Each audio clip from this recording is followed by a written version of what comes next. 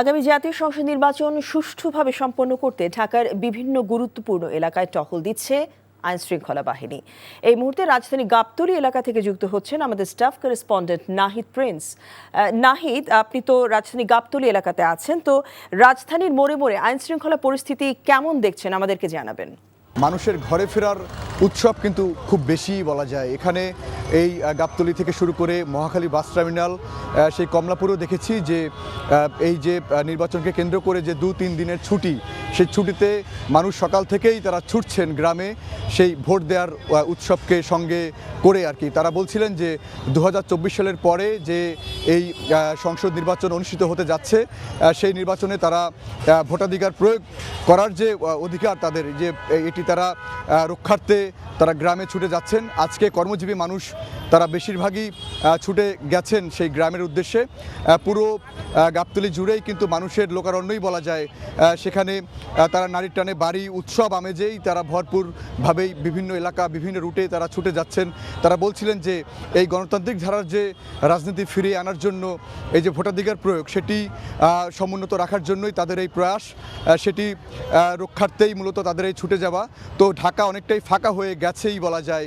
সেই মিরপুর থেকে শুরু করে ফার্মগেট, বিজয় সরণি এলাকায় আমরা ঘুরেছি, গুলশানেও দেখেছি যে যারা ঢাকার ভোটার না তারা অনেকটাই ঢাকা ছেড়ে গেছেন। তবে আগামীকালকেও কিন্তু মানুষের যে বাড়ি ফেরার চাপ সেটি কিন্তু থাকবে, কারণ এই আজকে যেহেতু গার্মেন্টস শিল্প অনেকটাই বন্ধ হয়ে গেছে, সেক্ষেত্রে সেই সকাল থেকেই যে সাধারণ মানুষের যে ছুটে যাওয়া বা এই যে বিশ্ববিদ্যালয়ের শিক্ষার্থীদের যে বাড়ি ফেরার যাত্রা, সেটি কিন্তু অনেকটাই বেশি ছিল। এই গাবতলী থেকেও অনেকটাই বেশি, রংপুর থেকে শুরু করে সেই বরিশালের রুটেও বা খুলনা এলাকায় মানুষজন এই গাবতলী এলাকা থেকে ছুটে যাচ্ছেন। সেনাবাহিনীর টহল, পুলিশ সহ বিভিন্ন গোয়েন্দা ইউনিটের কিন্তু টহল টিম রয়েছে, কাজ করছেন। তারা বলছিলেন যে নিশ্ছিদ্র নিরাপত্তায় ঢাকার যে কয়েকটি এলাকা রয়েছে যেগুলো খুবই রেড জোন আকারে ডিএমপি থেকে নির্দেশনা রয়েছে, সেগুলো কিন্তু অনেকটাই তারা বলছেন যে তারা নিরাপত্তার চাদরে ঢেকে রাখবেন। সেজন্য সেনাবাহিনী প্রচুর কাজ করছে, পুলিশ কাজ করছে। তো সব কিছু মিলিয়ে সেনাবাহিনী, পুলিশ তারা নিরাপত্তা দিচ্ছে পুরো রাজধানী জুড়ে। সেই মানুষের জটলা, মানুষের চলে যাওয়া, বাড়ি ফেরা এবং ছোট ছোট বাচ্চারাও কিন্তু সে সঙ্গে উৎসব আমেজে তারা চলে যাচ্ছেন এই গাবতলী রুট থেকে। কিছুক্ষণ আগে মহাখালী দেখেছি, মহাখালী থেকেও একই চিত্র।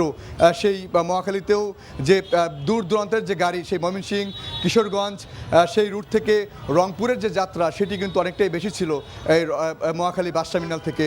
তো রাজধানীর সার্বিক চিত্র এটিই বলা যায়, এমনই আছে আর কি। নাহিদ, আপনার কাছ থেকে তো আমরা রাজধানীর একটি সার্বিক চিত্র দেখলাম, ঘরমুখী মানুষের একটা প্রবণতা, ঢাকা ছেড়ে যাওয়ার প্রবণতাটা দেখতে পেয়েছি। আরেকটি বিষয় জানতে চাচ্ছিলাম যে আইনশৃঙ্খলা বাহিনীর টহলের কি অবস্থা দেখতে পাচ্ছেন এবং তাদের তৎপরতা কেমন দেখতে পাচ্ছেন, সে বিষয়টিও আমাদেরকে জানাবেন।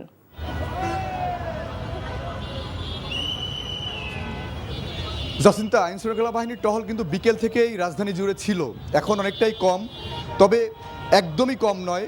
তারা বলছিলেন যে রাত 8টার পর থেকে কিন্তু আইনশৃঙ্খলা বাহিনীর টহল অনেকটাই বেড়ে যাবে।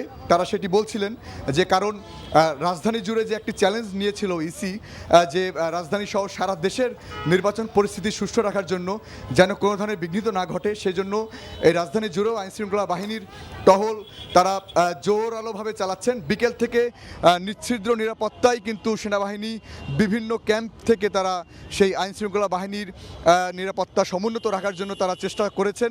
তারা বলছেন যে রাত 8টার পর থেকে এটি আরও অনেকটাই বাড়াবে, সেটি তারা বলছেন। তো নির্বাচন কমিশনের এটি অনেকটাই চ্যালেঞ্জ তারা হিসেবে নিয়েছেন যে এবারে নির্বাচন সুষ্ঠু করার জন্য, সেটি অব্যাহত আছে। এই ছিল আমার কাছে রাজধানীর গাবতলী থেকে সবশেষ। জসিন্তা।